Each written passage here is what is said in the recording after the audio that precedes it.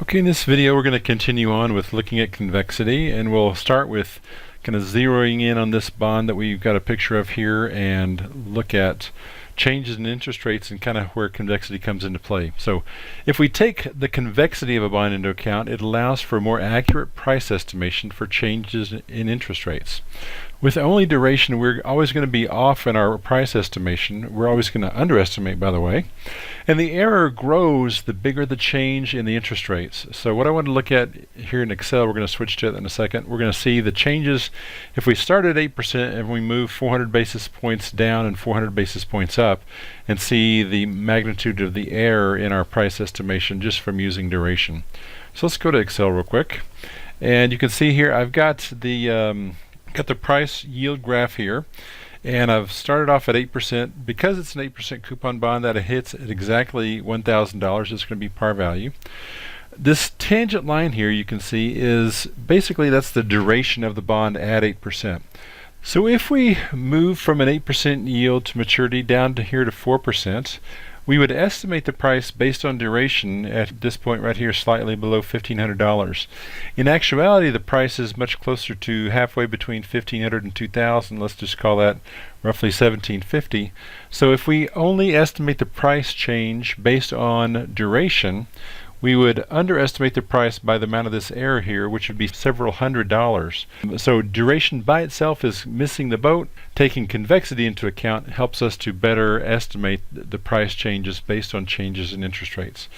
In the same way, if you look down here at the 12%, if we change the yield to maturity to 12%, we would have a similar error.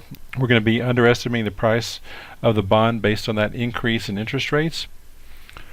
So there's a couple of different ways we can use convexity to make better estimates for price changes in response to interest rate changes. We can use dollar convexity, and that's described up here. I don't really want to focus on that. I want to focus more on using convexity, this measure here, and plugging it into some price changes due to this idea of convexity. So we've already talked about the price change due to duration. That's this equation here. So let's look now at the percentage change in price due to convexity. We have this little measure here, 1/2 of the convexity measure times the change in interest rates squared. That would give us a rough approximation of the change in price due to convexity. If we stick that together with the price change due to duration, and I should say the percentage price change due to duration, and that's equal to negative modified duration times the change in interest rates plus 1/2 of the convexity times the change in interest rates squared. So let's keep moving here and see some examples. So first we need to get a calculation of convexity in Excel. We're going to look at that here in a second. For a 6-year bond, an 8% coupon with a yield to maturity of 7.5% that has a rate change to 5.25. So we're going to have a rate change of 225 basis points going from 7.5% down to 5.25. Let's go over to Excel and look at the calculation of convexity. So in terms of calculating convexity, it's simply the second derivative of the price function. I've written this out up here in the top left corner. I'll give that to you whenever necessary. You're not going to have to derive it. Calculating it is not too bad if you set it up in Excel the way I've done it here. So if you look over at the formula, we're going to add up a bunch of things, and the essence is basically captured in this first piece here, where we take in the numerator t times t plus 1 times c, and in the denominator we have 1 plus y raised to the t plus 2 power.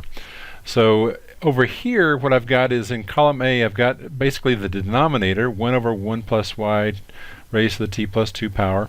In column B here that I've labeled B, I've got the numerator, and then in the last column where I multiply the two, I'm basically putting one over the other. And this last piece right here is captured really in the very last cash flow of the property, where we've got the M. M is the face value, and that's showing up in the very last cash flow where we collect the maturity. So it's really the same formula, we're just applying it to the par value at maturity. So I've got these cash flows, I've got the timestamp, and then I just plug all the pieces in to the formula. So this is just 1 plus that the discount rate. In this case, we've got a 7.5% yield to maturity. Divide that by 2, that's my y. and then I plug in the appropriate pieces and get the results. So this is basically a time factor, or a weighted time factor. And then here is the cash flows, again weighted with the time and the time plus 1. All of this happens because we're taking the second derivative of the price function. We multiply those pieces together, add them all up, and in this case we'd have 112,000. That doesn't mean anything. That's just this piece over here, the D2P dy2. We need to take that now, divide it by the price, and so that would give us the convexity measured in half years. We don't really want that. We need to get the measure in years, so we take the convexity, divide that by 4 to get the convexity in years. We've got 27.47, and another measure that I've mentioned in the slide presentation is the dollar convexity. We would just take the convexity, multiply it times the bond price, and we would have a dollar convexity measure. But in this case we've measured convexity at 27.47, and so what I want to do is go back here and use that in a calculation to figure out the change in price for a bond. So we're going to plug it into the formula that we saw a minute ago, where we have negative modified duration times the change in price. That's captured in this first phrase here. We're going to add 1/2 times the convexity times the change in price squared. We plug all those pieces in, we would get an estimated price change of 11.31%. If we go back over to Excel, that's what's happening in this top part of the calculation, where I'm plugging in each of the pieces. The duration only price change is 10.62%. The convexity only is 0.7%. If I add those two pieces together, I get that 11.31 that we just saw on the slide. And down here is the actual price change. If I plug in all the pieces to the price function in Excel and calculate the actual price change, it's 11.35%. And so my duration plus convexity is getting me very close to the actual price change. So I want to pause here, and we'll finish up in the next video, and I'll see you then.